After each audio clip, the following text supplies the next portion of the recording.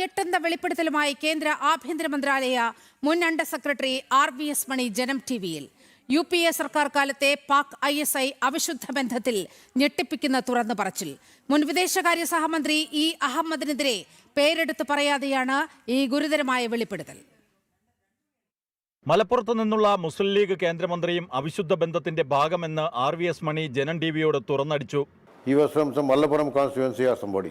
He also supported it more. He was from IUML. So about his role in all these things, you can also do a research on that, and you will know a lot of things about it.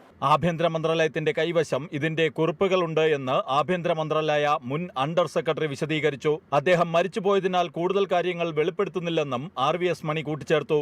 ആദ്യമായാണ് ഒരു മലയാള മാധ്യമത്തോട് RVS മണി സംസാരിക്കുന്നത്.